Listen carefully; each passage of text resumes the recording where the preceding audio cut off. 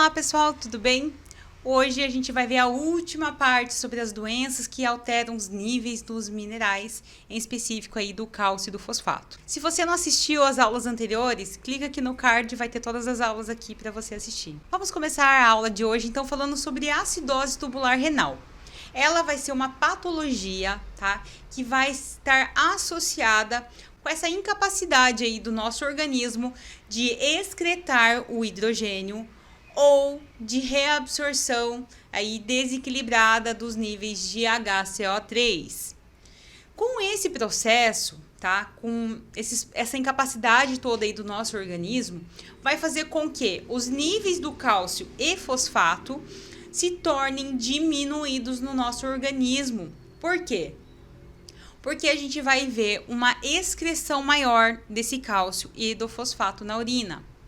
Com essa diminuição do cálcio e fosfato, a gente vai ver o quê? Né? Um estímulo da glândula da paratireoide para que tenha esse aumento, tá? Dessa fosfatase alcalina, para que a gente tenha esses níveis, né, de cálcio sérico aumentados através dessa reabsorção, né, do tecido ósseo. A gente vai conseguir diagnosticar e através do meio da acidose, urina alcalina e o aumento persistente do cálcio e fosfato na urina.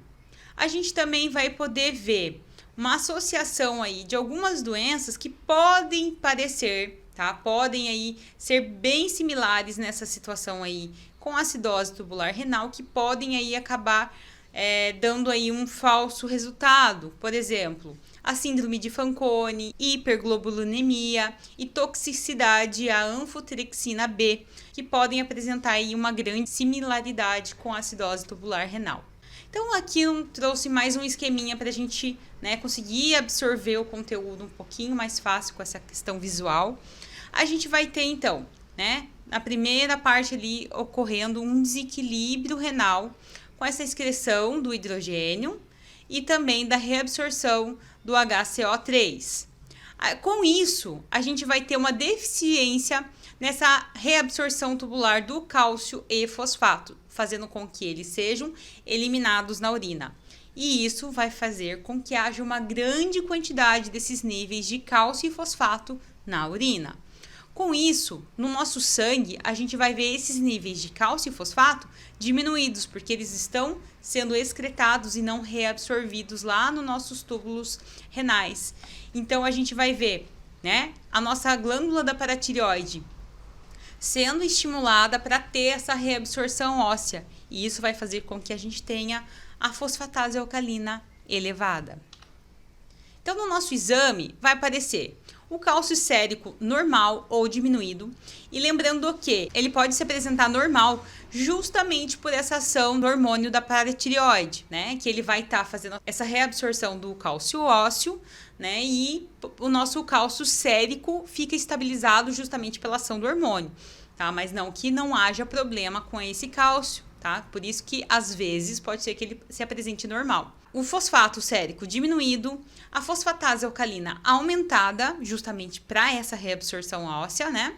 E o cálcio na urina aumentado. Por isso que o exame de sangue e o exame de urina são muito importantes para esse diagnóstico. No hiperparatiroidismo, né, a gente vai ver o quê? O hiperparatiroidismo nada mais é do que uma elevação dos níveis, tá, do hormônio paratireoide, ou seja, o PTH. A gente vai ter algumas, né, patologias como causa, como estímulo desse hiperparatireoidismo, sendo elas, em quase 80% aí dos casos, sendo adenomas, em 20% dos casos como hiperplasia e raramente, tá, o câncer. Por isso que ele não entra aí nem numa estimativa aí dos 80-20, né, dessa porcentagem, justamente por ele ser bem raro. Então, geralmente, quando tem algum tumor na glândula aí da tireoide, né, é mais difícil acabar afetando essa glândula da paratireoide, justamente por ela ficar ali numa questão posterior. Então, é mais raro acontecer. Mas, sim, ela pode ser uma opção para esse hiperparatiroidismo. Tá? Então, com isso, com essas, né, patologias ocasionando esse aumento, né, desse hormônio da paratireoide, a gente vai ver o quê? A gente vai ver uma concentração desse cálcio elevada no sangue, justamente porque esse hormônio ele vai ter a função de aumentar a reabsorção óssea, aumentar a reabsorção intestinal e aumentar a reabsorção tubular desse cálcio. Então, essa é a função desse hormônio, né? Reabsorver dos ossos, reabsorver do intestino e reabsorver nos túbulos renais. Então, é uma forma dele, né, captar uma quantidade de cálcio sérico aí para o nosso organismo. Então, quando a gente tem essa elevação desse hormônio, a gente também vai ter uma elevação do cálcio. Isso, tá? Com essa elevação toda aí do cálcio, a gente precisa do quê? Que esse fosfato seja inibido para que haja esse processo aí de absorção. Por isso que é normal a gente encontrar uma diminuição nesse fosfato, porque vai ter uma inibição dessa absorção intestinal, dessa absorção, né, tubular. Então, vai ter aí um bloqueio nessa absorção. E a gente vai ver, tá, esse fosfato aí sendo excretado nessa urina. Então, vai ser normal a gente encontrar, por exemplo, no exame, esse fosfato diminuído, tá, nesse organismo. Então, com todo esse processo do hormônio, que é essa reabsorção, né, do cálcio, uma das funções, né, que a gente comentou até aqui agora, é dessa reabsorção óssea. E com esse processo de reabsorção óssea, ele precisa de alguns estímulos para que, né, ocorra esse processo.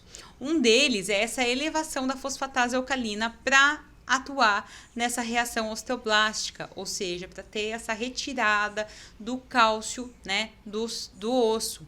E isso vai fazer com que, né, essa fosfatase alcalina esteja elevada justamente por esse processo de reabsorção óssea. Então, a gente vai ver aí como diagnóstico, tá? O exame de urina de 24 horas, o exame de sangue, os exames, tá, dos hormônios. A gente vai ver também exames de imagem, né, raio-x, por exemplo, para ver essa estrutura óssea, que provavelmente, gente, por todo esse processo de reabsorção desse cálcio, a gente vai ver esse osso danificado, né? Porque essa estrutura, ela está sendo danificada, ela está sendo retirado todo esse cálcio dentro desse osso, né? Então, acaba, né, querendo ou não, esse osso acaba perdendo, né, e acaba tendo ali sinais, né, de desgaste ósseo, né? Então, esses exames de imagem ajudam muito para esse diagnóstico de hiperparatireoidismo. Então, o que a gente vai ver, né? Mais um esqueminha aqui para a gente ver. A gente vai ver esse processo de adenoma, hiperplasia ou câncer nessa paratireoide que vai estar causando uma elevação do PTH. Com essa elevação, a gente vai ver essa redução dessa absorção, tanto tubular, intestinal, né, do fósforo. E com isso, a gente não vai ter esses níveis de fosfato sérico normais, a gente vai ter eles diminuídos. Com isso, a gente também vai ter uma indução dessa absorção do cálcio ósseo, também dessa absorção intestinal e tubular, para que, né, esse cálcio seja absorvido. Então, com isso, a gente vai ter uma elevação desse cálcio no nosso sangue. E também, né, esse processo todo do hormônio PTH vai fazer com que a gente tenha uma atividade osteogênica maior, né, para que haja essa reabsorção desse cálcio ósseo. E isso vai ser aí através dessa fosfatase alcalina elevada, certo? Então, o que a gente vai ver nesse exame? O cálcio sérico aumentado, o fosfato sérico diminuído, né, porque a gente está ali tendo ele, né, inibido, ele sendo excretado na urina, a fosfatase alcalina aumentada por esse processo de reabsorção do cálcio e o cálcio na urina aumentado, porque tem muito cálcio, ele também vai excretar muito cálcio na urina, certo? Já no contrário, no hipoparatireoidismo, ou seja, essa ausência do hormônio da paratireoide ou o hormônio PTH, a gente vai ter uma diminuição desse fosfato, tá? Dessa secreção do fosfato. E isso vai fazer com que haja uma elevação do fosfato sérico. Por quê? Se a gente não tem esse fosfato sendo excretado na urina, para onde que ele vai? Ele vai voltar para o sangue, certo? Então, a gente vai ter uma elevação desse fosfato. Por outro lado, tá? A gente vai ver o quê? se o hormônio da paratireoide tem a função de reabsorção, né, do cálcio ósseo, tem a função de estimular essa absorção intestinal, estimular essa absorção tubular renal. Aí o que acontece? Eu não tenho esse hormônio, como é que eu vou ter todo esse processo de absorção aí do cálcio? A gente vai ver então o quê? Esses níveis de cálcio sendo diminuídos pela ausência do hormônio paratireoidiano, tá? Então a gente vai ver uma elevação desse fosfato sérico, né? E essa diminuição do cálcio sérico.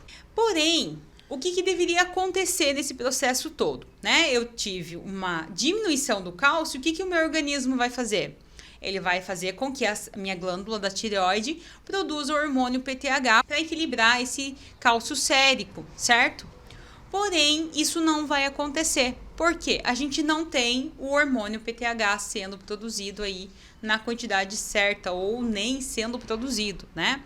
Então, isso vai fazer com que não tenha a reabsorção do cálcio, não tenha a reabsorção intestinal e não tenha essa reabsorção tubular. Esse fato, tá, em específico aí dessa não haver essa reabsorção do tecido ósseo, né, do cálcio no tecido ósseo, a gente não vai ter, né, o quê? O estímulo da atividade osteoblástica, certo? Então, os níveis da fosfatase alcalina vão estar normais, porque não vai ter estímulo para que tenha essa reabsorção óssea, né? Então, isso vai fazer com que esses níveis estejam normais.